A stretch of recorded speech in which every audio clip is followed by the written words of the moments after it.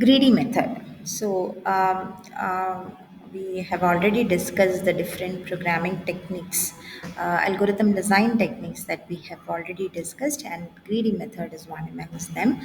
And you know what? From the name itself, you can guess what is greedy method. So, greedy method is whenever we get the first solution, we will jump on it. That's it. We will finalize the solution. We are not thinking about the further in future what are the consequences, that we are not thinking about. That is greedy method.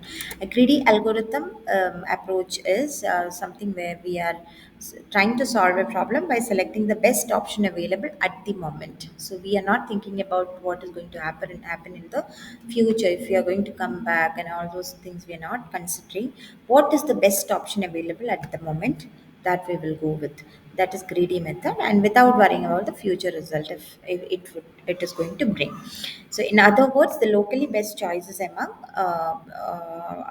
which produces globally the best results. So that is greedy method, just to introduce the technique. And we have few advantages for greedy method. One thing is algorithm is very easy to describe, because we are not worrying about any other conditions. We just have to find out the best optimal solution at the moment present, whatever it is. So we will go with that. So that is why what the advantage is, very easy to describe. And the second advantage is it can perform better than other algorithms, but not in all cases. Definitely everything of any algorithm for that matter, it will perform best in few cases, it can perform worst in few cases as well. So here also same thing follows. Some cases it will work best, and some other cases it may work the worst, or it may create the worst situation also. So these are the advantages. The first one is it is easy to describe, and second one is very it performs the best in some cases. And this is the framework of the algorithm, greedy algorithm. So we can solve many problems using greedy algorithm. So depending on the problem, your algorithm may change, and this is the basic framework of the greedy technique. And the first step, as you can see on the screen, it is the we will start with the solution set containing answers, which is an empty set. So we our solution set, we are populating the solution set with the available inputs. So that is what we are trying to do. So initially it will be kept as empty, and second step is, at each step an item is added to the solution set. So based on the condition, what or based on the problem, you will be populating the solution set, taking from your inputs. And the third step is if the solution set is feasible, then the current item is kept. So we will have to check few conditions whether to keep this item or not. If it is an abstract problem, we have to check whether this item is going to give you more profit or not, or whether to identify the item which is giving the maximum profit. If it is traveling salesman, I have to find out the node which is going to give you the minimum cost. So depending on the problem, you will have to select the item. So whether the item has to be kept into this solution set or not, will be decided based on the problem what you are going to address. And the fourth one is, if the item is rejected, and then it will not be considered again.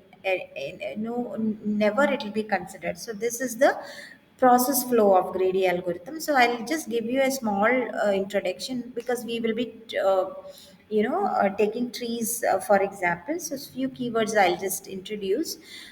The first one is spanning trees. Spanning trees are nothing but, you know what is a tree, right? So spanning trees are nothing but as a graph of T, which where tree T is a tree of an undirected graph G, where G will be represented with a set of vertices and set of edges, and is a spanning tree of G if it is the tree that contains every vertex of G. So it is nothing but spanning trees are nothing but I have a graph G where I have a set of edges and set of vertices, and spanning trees are those trees where you have all the vertices considered in your tree. So that is what spanning tree is. So herein I have a small example where I have a graph given where I have A, B, C, D, and E. Five vertices are there, and how many edges? One, two, three, four, five. Five edges are there. So every connected graph will have a spanning tree for sure, and may have multiple spanning trees also. So I have shown you few examples of different spanning trees, possible spanning trees for this graph. So only condition I have to think about is all vertices should be present in your spanning tree, not necessarily all edges. So here you can see all my vertices A, B, C, D, and E. All vertices are present here, and edges you can see it is all connected. It should be connected, but not necessarily all edges are there. So that is why condition is like all vertices should be there. So this is one spanning tree where this edge is absent. This is another spanning tree where this edge is absent. This is another spanning tree where this edge is absent. So like that, you can have n number of spanning trees. At least one, it will definitely have. Any graph you take for that matter, you will have at least one spanning tree. And another concept I wanted to tell you is weighted graph. Weighted graph, you might be aware of that, but still, before going further into all the other concepts, you should be familiar with the weighted graph. Weighted graphs are nothing but a graph where each edge will be given with a weight or cost or profit or whatever it is. So it will be having a weight generally. And minimum spanning tree is the next very important concept you should understand. You should understand the difference between the spanning tree and minimum spanning tree. Spanning tree, as we already mentioned, it is a tree which will be formed with all the vertices, a connected uh, where you have all vertices connected.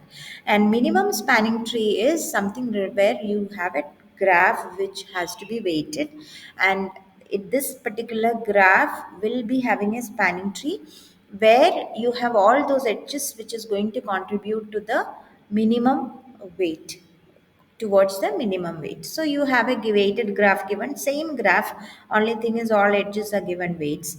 So we have already seen the different spanning trees, right? So this spanning tree, you remember this one and this one. These are spanning trees. And since it is weighted, I have given the weights also on each edge. So here in this case, this edge is not there, where it was supposed to be one minimum value, which is 7. And here this edge is not there, which is 10, and here this particular edge is not there, which is 9.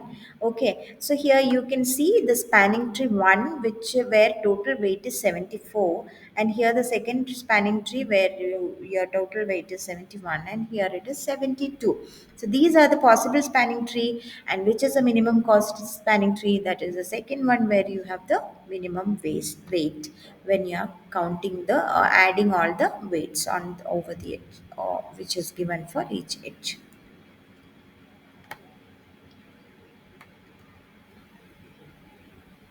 So basically, we are going to use two algorithms for finding out the minimum spanning tree, solve the minimum spanning tree problem, or to find out the minimum spanning tree for a weighted graph. We use two algorithms, that is Kruskal's algorithms and Prim's algorithm. So in the next presentation, we'll check out what is Kruskal's algorithm.